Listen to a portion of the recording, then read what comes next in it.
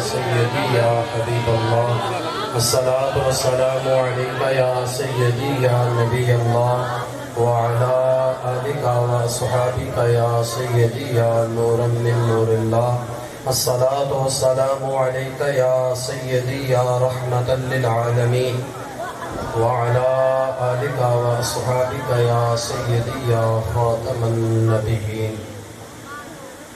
اللہ جل جلالہ وعم نوالہ وعظم شانہ واتم برہانہ وجل ذکرہ وعز اسمہ کی حمد و ثنا حضور سرور کائنات، مفخر موجودات، زینت بزم کائنات، غم گسار زمان، سید سروراں، حامی بے کساں، قائد المرسلین، رحمت للعالمین، امام الانبیاء، شب اسرا کے دلہا، آمینہ کے لال، بے کسوں کے کس، بے سہاروں کے سہارا، صدیق اکبر کے آقا، فاروق اعظم کے مولا، عثمان غنی کے ملجا، علی المرتضیٰ شیر خدا کے بابا۔ محبت سے بولیے سبحان اللہ۔ صدیق اکبر کے آقا، فاروق اعظم کے مولا، عثمان غنی کے ملجا، علی المرتضیٰ شیر خدا کے بابا، شفیع یوم محشر، کہیے سبحان اللہ، شفیع یوم محشر، امام الاولین، امام الآخرین، خلاصہ کائنات، رونق کائنات، زینت کائنات، جان کائنات، جان جہان کائنات، آقا نامدار، مدنی تاجدار، حبیب کبریا، احمد مجتبی، حضرت سیدنا محمد مصطفیٰ صلی اللہ تعالی علیہ وآلہ واصحابہ وبارک وسلم، آپ کی مقدس معطر مطہر منور بارگاہ میں انتہائی ادب و احترام، عقیدت، الفت، پیار اور محبت کے ساتھ درود و سلام کے تحائف اور نذرانے پیش کرنے کے بعد، معزز سامعین، اللہ جل مجدہ الکریم کا کروڑوں بار شکر ہے کہ جس رب نے ہمیں زندگی میں یہ عظیم الشان برکتوں والی رات عطا فرمائی، اور یقیناً ہم سارے خوش نصیب ہیں، خوش قسمت ہیں کہ ہم اس مرد کلندر، اس عظیم مرد مجاہد اور اس عظیم محدث، اگر میں بات کو بالکل مختصر ایک جملے میں کہہ دوں تو یوں کہوں گا، امیر المجاہدین خادم حسین رضوی کے استاد محترم، بلند آواز سے کہیے سبحان اللہ، شیخ العلماء، شیخ الفقہاء، سند المحدثین، رئیس المدرسین، حضرت علامہ مولانا مفتی اعظم پاکستان مفتی محمد عبدالقیوم صاحب ہزاروی رحمت اللہ تعالی علیہ کے مرکز منور کے زیر سایہ اور آپ کے لگائے ہوئے گلشن، اس گلستان کی بہار میں مجھے اور آپ کو یہ عظیم الشان رات گزارنے کا موقع مل رہا ہے۔ یقیناً دنیا میں جہاں کہیں بھی لوگ اس رات کا خاص اہتمام کر رہے ہیں، یقیناً رب کی رحمتیں تو ہیں، رب ذوالجلال کی طرف سے برکتیں تو ہیں، جو ہم نے مانگنا ہے یقیناً ہمیں یقین ہے کہ ہمارا رب ہمیں عطا فرمائے گا، لیکن اگر محفل کا موقع ایسی جگہ پر مل جائے جہاں پر رب کی رحمتوں کے ساتھ ساتھ اللہ کے ولیوں کی نظر بھی ہو تو یقیناً بندے کی روحانیت کے اندر بھی نکھار آ جاتا ہے، رب کی رحمتیں بھی بندے کو زیادہ مل جاتی ہیں۔ تو یقیناً اس لحاظ سے بھی ہم خوش نصیب ہیں کہ ہم مفتی اعظم پاکستان رحمت اللہ تعالی علیہ کا روحانی فیض بھی حاصل کر رہے ہیں۔ تو عزیزان گرامی، میں نے قرآن مجید فرقان حمید کی جو آیہ مقدسہ تلاوت کی، اس میں اللہ جل وعلا نے ارشاد فرمایا حامیم، حروف مقطعات میں سے ہیں، اس کے صحیح معنی اللہ اور اس کا رسول ہی بہتر جانتے ہیں۔ ہاں البتہ علماء نے ان سے مرادی معنی اخذ کیے ہیں اور ذکر کیے ہیں۔ علماء فرماتے ہیں ہا سے مراد حیٌ ہے، میرے رب کی صفت ہے، جیسے عموماً ذکر بھی کیا جاتا ہے یا حیُّ یا قیوم، وہی والا حیٌ۔ ہا سے مراد حیٌ ہے، حیٌ کا معنی ہوتا ہے جو زندہ ہو، اور میم سے مراد قیوم ہے، یعنی کہ جو اوروں کو قائم رکھنے والا ہو۔ تو گویا کہ ہا میم سے مراد یہ لیا علماء نے کہ حامیم سے مراد وہ میرے رب کی ذات ہے جو خود بھی زندہ ہے اور سب کو قائم رکھنے والی ہے. والکتاب المبین، اللہ فرماتا ہے قسم ہے مجھے اس روشن کتاب کی. مراد ہے قرآن مجید ہے. اللہ فرماتا ہے انا انزلناہ فی لیلۃ مبارکہ، بے شک ہم نے اس قرآن کو اس برکت والی رات میں نازل فرمایا ہے. علماء فرماتے ہیں کہ انا انزلناہ فی لیلۃ مبارکہ، اس مبارک رات سے مراد شب برات کی رات ہے. ذہن میں سوال تو آپ کے بھی آیا ہوگا کہ قرآن تو لیلۃ القدر میں نازل ہوا، یہ تو شب برات ہے، لیلۃ البراء ہے. قرآن شب قدر میں نازل ہوا، یہ شب برات ہے. تو علماء نے یہ فرمایا کہ اللہ نے اس قرآن کو شب برات میں نازل فرمایا. اس آیت مبارکہ کے اندر تطبیق علماء یوں بیان فرماتے ہیں کہ جب رب ذوالجلال نے قرآن مجید کو لوح محفوظ پر نازل فرمایا تو شب برات پر ہی نازل فرمایا تھا، اور جب اس قرآن کو لوح محفوظ سے سینہ مصطفیٰ پر نازل فرمایا تو وہ شب قدر کو نازل فرمایا تھا. تو یہ تطبیق ہے. یہ رات بڑی برکتوں والی ہے. صاحبو، اس رات، یہ رات کس مبارک مہینے میں؟ شعبان المعظم، یہ ہمارے اسلامی سال کا 8واں مہینہ ہے. شعبان کے اندر یہ رات ہے، نصف شعبان کی رات، 15ویں شعبان کی رات بھی اس کو کہا جاتا ہے. شعبان کا معنی کیا ہے؟ علماء نے اس کا معنی بیان فرمایا ہے. شعبان کا معنی ہوتا ہے اجتماع، یعنی کہ جمع ہونا. اس نسبت سے اس کو شعبان کہا جاتا ہے کیونکہ اس ماہ مقدس کے اندر کئی بلائیاں اور کئی خیر جمع ہو جاتے ہیں. اس وجہ سے اس مہینے کو شعبان المعظم کہا جاتا ہے. اور دوسری بات، شعبان کا مطلب اور بھی بیان فرماتے ہیں کہ شاخ در شاخ ہونا. شاخ در شاخ ہونا کہ جیسے آپ بیج بوتے ہیں تو وہ زمین سے ایک تنا نکلتا ہے، اس کی آگے شاخیں نکلتی ہیں، شاخوں کے اوپر اور شاخیں نکلتی ہیں. تو فرمایا شعبان المعظم کا بابرکت مہینہ یہ ہے، اس میں بندہ نیکی ایک کرتا ہے، اللہ اجر کئی عطا فرماتا ہے. اس وجہ سے بھی اس ماہ کو شعبان المعظم کہا جاتا ہے. لیکن خاص طور پر اس میں یہ جو رات ہے اور اس ماہ مقدس کو تو ایک اور نسبت محبوب علیہ السلام سے بھی ہے. میرے محبوب علیہ السلام نے فرمایا شعبان شہری و رمضان شہر اللہ. حضور فرماتے ہیں شعبان میرا مہینہ ہے، رمضان میرے رب کا مہینہ ہے. شعبان میرا مہینہ، حضور نے اپنی طرف نسبت کی. دیکھو اس میں ذرا تطبیق سمجھنا. علماء کیا فرماتے ہیں؟ کہتے ہیں کہ حضور کی اس ماہ مقدس کو اپنی طرف نسبت کرنے کی حکمت کیا ہے، وجہ کیا ہے؟ فرمایا وجہ یہ ہے تاکہ بندے کا رجوع صحیح طریقے سے خالص رب کی بارگاہ کی طرف ہو جائے. جیسے نماز ظہر بندہ پڑھتا ہے، اس سے پہلے 4 سنتیں ہیں، بعد میں فرض ہے. فجر کے اندر سنتیں پہلے ہیں، فرائض بعد میں ہیں. عصر کے اندر سنتیں پہلے ہیں، فرائض بعد میں ہیں. عشاء کے اندر سنتیں پہلے ہیں، فرائض ہے. اس میں کیا حکمت ہے؟ علماء فرماتے ہیں حکمت یہ ہے کہ بندہ جب سنتیں ادا کرے، جس کام کو بھی چھوڑ کے آیا ہو، بندے کی کچھ نہ کچھ توجہ تو اس کام کی طرف ہوتی ہے. فرمایا سنتیں جب ادا کرے گا تو سنتیں ادا کرتے کرتے اس کی پوری توجہ رب کی بارگاہ کی طرف ہو جائے گی.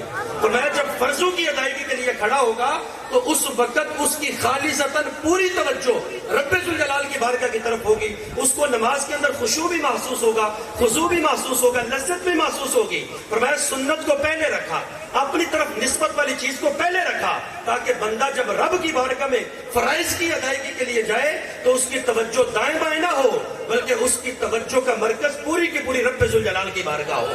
تو فرمایا بالکل اسی طرح شعبان شہری و رمضان شہر اللہ. حضور فرماتے ہیں شعبان میرا مہینہ ہے، رمضان میرے رب کا مہینہ ہے. لوگوں میرے مہینے میں اس میں تیاری کر لو، اس میں پوری مکمل تیاری کر لو، کیونکہ جب رب کا مہینہ آئے تو تمہاری توجہ دائیں بائیں نہ ہو، بلکہ ساری کی ساری توجہ میرے رب کی رحمتوں کی طرف ہو. کیونکہ رمضان المبارک کا وہ مہینہ ہے، اس کی تیاری اسی ماہ مقدس میں کریں کہ رمضان المبارک کا پہلا عشرہ رحمت، ہر لمحہ رب کی رحمتیں برس رہی ہیں. دوسرا عشرہ آتا ہے تو ہر لمحہ رب ذوالجلال کی طرف سے بخشش ہے. فرمایا جب تیسرا عشرہ آتا ہے تو ہر لمحہ رب ذوالجلال کی طرف سے جہنم سے آزادی ہے. فرمایا اس ماہ مقدس کی تیاری اسی ماہ مقدس میں کریں. ویسے بھی دیکھ لیں رجب المرجب، شعبان المعظم اور رمضان المبارک، ان 3 کے اندر خالصتاً خصوصاً برکتوں کا ذکر کیا گیا. اور ان تینوں ماہ کے اندر دیکھا جائے تو ہر مہینے کے اندر ایک رات آپ کو برکتوں والی نظر آئے گی. رجب المرجب کے اندر دیکھیں تو شب معراج ہے، شعبان المعظم کے اندر دیکھیں تو شب برات ہے. رمضان المبارک کا ویسے تو ہر رات ہی افضل اور اعلیٰ، لیکن اس میں خاص رات شب قدر ہے. لیکن آج چونکہ شب برات کے اندر میں اور آپ موجود ہیں، اس کے علماء نے 5 نام بیان فرمائے ہیں. اس رات کو لیلۃ الرحمن بھی کہا جاتا ہے. یہ سبحان اللہ، اس رات کو لیلۃ الرحمن بھی کہا جاتا ہے. نمبر 2، اس رات کو لیلۃ الرحمت بھی کہا جاتا ہے. نمبر 3، اس رات کو لیلۃ البراءت بھی کہا جاتا ہے. نمبر 4، اس رات کو لیلۃ المبارکہ بھی کہا جاتا ہے. نمبر 5، اس رات کو لیلۃ السق بھی کہا جاتا ہے. اس رات کو لیلۃ السق بھی کہا جاتا ہے. لیلۃ الرحمن کی نسبت ویسے تو ساری راتیں میرے رب کی ہیں، سارے دن میرے رب کے ہیں، لیکن جب اس رات کو لیلۃ الرحمن فرمایا گیا تو اس کا مطلب ہے کہ یہ رات باقی راتوں سے خاص ہو گئی. ہر رات کے اندر ویسے بھی دیکھیں سمجھے، علماء فرماتے ہیں کہ وقت کے 2 حصے کر لیں، ایک حصہ دن ہے، ایک حصہ رات ہے. علماء فرماتے ہیں دن افضل ہے یا رات افضل ہے؟ تو علماء بیان فرماتے ہیں کہ رات افضل ہے. حکمت کیا ہے؟ کہتے ہیں کہ 7 دن ہیں ہفتے کے اندر، ان دنوں میں ایک دن ایسا ہے جس کو کہا جاتا ہے جمعۃ المبارک، اور اس دن کے اندر ایک لمحہ ایسا ہے کہ جو قبولیت کا لمحہ ہوتا ہے. 7 کے 7 دنوں میں کے اندر ہر دن کے اندر ایک لمحہ نہیں ہے، بلکہ 7 دنوں میں صرف ایک دن جمعۃ المبارک کا، اور اس میں بھی صرف ہے ایک لمحہ جو قبولیت کا ہے. فرمایا راتیں بھی 7 ہیں، راتوں میں کسی ایک رات کے اندر نہیں، بلکہ ہر رات کے اندر اللہ نے قبولیت کا ایک لمحہ رکھا ہوا. اس لیے علماء فرماتے ہیں دن سے رات افضل ہے. دن سے رات یار، رات میں ایک لمحہ قبولیت کا ہوتا ہے، لیکن جس رات میں میں اور آپ موجود ہیں، میرے رب کا کرم ہے، اس میں ایک لمحہ قبولیت کا نہیں ہے، بلکہ ادھر سے سورج غروب ہوا تب سے قبولیت کے لمحات شروع ہو گئے. تب سے قبولیت کے لمحات شروع. کب تک رہیں گے؟ فرمایا صبح صادق تک قبولیت کے لمحات رہیں گے. عام راتوں میں یہ ہے کہ بندہ خود اٹھ کے مانگتا ہے، یا اللہ مجھے یہ چیز عطا فرما، مجھے میرے مولا بیماریوں سے شفا دے دے، مولا مجھے رزق کے اندر فراوانی عطا فرما دے، یا اللہ مجھے صحت و تندرستی دے دے، یا اللہ میرے گناہوں کو معاف فرما دے. وہ مالک ہے، مہربان ہے، بخشے یا نہ بخشے، عطا کرے یا نہ کرے، اس کے بدلے میں کوئی اور چیز دے دے، یہ اس کی مرضی ہے. لیکن بھائیو یہ رات تو وہ ہے، اس میں ہم بعد میں مانگنا شروع کرتے ہیں. غروب آفتاب سے ہی رب کی رحمتیں صدائیں دینا شروع ہو جاتی ہیں. حل من مستغفر یستغفر لہ، ہے کوئی مجھ سے بخشش مانگنے والا کہ میں اس کو بخشش عطا فرما دوں؟ ہے کوئی مجھ سے رزق مانگنے والا کہ میں اس کو رزق عطا فرما دوں؟ ہے کوئی مجھ سے شفا مانگنے والا کہ میں اس کو شفا عطا فرما دوں؟ ایک طرف ہم مانگے مالک کی مرضی، دوسری طرف دینے والا خود کہے مانگو، کیا مانگتے ہو میں رب عطا فرمانے والا ہوں. تو صاحبو یہی وہ رات ہے، یہی وہ عظمتوں والی رات ہے، یہی وہ رفعتوں والی رات ہے، یہی وہ برکتوں والی رات ہے کہ اسی رات کے بارے میں محبوب علیہ السلام نے فرمایا تھا کہ یہ رات ایسی ہے، اس رات میں اللہ رب العزت قبیلہ بنو کلب کی بکریوں کے بالوں سے بھی زیادہ لوگوں کے اللہ مغفرت فرما دیتا ہے. اور یہ بنو کلب کا قبیلہ، یہ بنو کلب کا قبیلہ عرب کے اندر وہ قبیلہ تھا جس قبیلے کے لوگ سب سے زیادہ بکریاں پالنے والے تھے. سب سے زیادہ بکریاں اسی قبیلے کے لوگ رکھتے تھے. حضور علیہ السلام نے کتنی خوبصورت مثال ارشاد فرمائی. فرمایا قبیلہ بنو کلب سب سے زیادہ بکریاں رکھنے والا. فرمایا اس قبیلے کے اندر جتنی بکریاں ہیں اور بکریوں کے اوپر جتنے بال ہیں، فرمایا ان کے بالوں سے بھی زیادہ لوگوں کی اللہ مغفرت فرما دیتا ہے. تو صاحب یقیناً ہم خوش قسمت نہیں ہیں کہ ہم نے یہ رات غفلت میں نہیں گزاری، ہم نے یہ رات سستی کے ساتھ نہیں گزاری، بلکہ اللہ کا کرم ہے. کمال اپنا نہیں ہے، مطلب اس بندہ یہ سمجھے کہ اس میں میری خوبی ہے، میرا کمال ہے کہ میں آ گیا ہوں. نہیں بھائی، میرا کمال نہیں ہے، یہ میرے رب کا مجھ پر فضل ہے کہ اللہ نے مجھے توفیق دی ہے، میرے رب کا فضل ہے. تو یقیناً یہ رب ذوالجلال کا فضل ہے کہ اللہ نے ہمیں یہ موقع عطا فرمایا ہے. اور آخری بات عرض کر کے میں اپنی گفتگو کو مکمل کر دیتا ہوں. اس رات کو لیلۃ البراء بھی کہا جاتا ہے. برات یعنی کہ شب برات. برات کا مطلب ہوتا ہے آزادی، یعنی کہ اللہ تعالیٰ گناہوں سے لوگوں کو آزاد فرما دیتا ہے. جیسا کہ میں نے ابھی حدیث پاک ذکر کی کہ قبیلہ بنو کلب کی بکریوں کے بالوں سے بھی زیادہ لوگوں کی اللہ مغفرت فرما دیتا ہے. تو برات کا مطلب توبہ کرنا، گناہوں سے آزادی لینا. تو آخری حدیث پاک، بنی اسرائیل کا ایک شخص تھا، محبوب علیہ السلام نے ارشاد فرمایا کہ اس کے گناہ اتنے زیادہ تھے.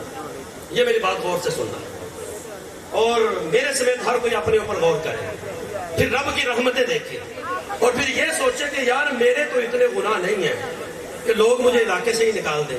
بنی اسرائیل کا ایک شخص ہے، محبوب علیہ السلام فرماتے ہیں کہ اس کے گناہ اتنے تھے، اتنے زیادہ گناہ تھے کہ لوگ اس سے نفرت کرنا شروع ہو گئے. اس قدر نفرت کی کہ لوگوں نے اس کو اپنے علاقے سے، اپنے محلے سے نکال دیا. لوگوں نے کہا کہ نکل جائے یہاں سے. اس شخص نے صحرا کا، جنگلوں کی طرف رخ کر لیا. اب وہاں پر چلا گیا آہستہ آہستہ. جب لوگوں نے تو نکال دیا، کس وجہ سے نکالا؟ گناہ بہت زیادہ تھے. کس وجہ سے نکالا؟ گناہگار بہت زیادہ تھا اور گناہوں کی وجہ سے لوگوں نے نفرت کی اور نکالا. جنگلوں کے اندر چلا گیا، وقت گزرتا رہا، نکاہت آتی رہی، کمزوری آتی رہی. بالآخر اس اسٹیج پر پہنچ گیا کہ جب اس کی روح نکلنے والی تھی. ایڑیاں رگڑ رہا ہے اور دیکھ رہا ہے کہ اب بالکل زندگی کے آخری لمحات ہے، آخری دن بھی نہیں، آخری ایام بھی نہیں، بلکہ آخری لمحات ہے. اسے پتہ ہے کہ اب میری روح نکلنے والی ہے. اب وہ بندہ رب کی بارگاہ میں آ گیا. رب کی بارگاہ میں آ گیا، آ کے عرض کیا کرتا ہے؟ یا اللہ، لوگوں نے تو مجھے چھوڑ دیا، لیکن تو رحمان ہے، تو رحیم ہے. اے اللہ مجھے تو نہ چھوڑنا، اے اللہ مجھے تو نہ. لوگوں نے تو مجھ سے نفرت کی، لوگوں نے تو مجھے علاقے سے نکال دیا. اے اللہ تو مجھے اپنی رحمت کے دروازے سے نہ نکالنا. اب وہ اپنے گناہوں پر شرمندہ ہے، اپنے گناہوں پر نادم ہے اور رب کی بارگاہ میں بخشش مانگ رہا ہے. رب کی بارگاہ میں مغفرت طلب کر رہا ہے. اے اللہ مجھے معاف کر دے، یقیناً میں بڑا گناہگار ہوں، یقیناً میں بڑا سیاہکار ہوں، لیکن میرے اللہ میں دعا کرتا ہوں مجھے معاف فرما دے. اب ہوا کیا؟ اتنے میں اس بندے کی جان نکل گئی، بندہ فوت ہو گیا. تو رب ذوالجلال نے جناب حضرت سیدنا موسیٰ کلیم اللہ علیہ السلام کی طرف نہیں بھیجی.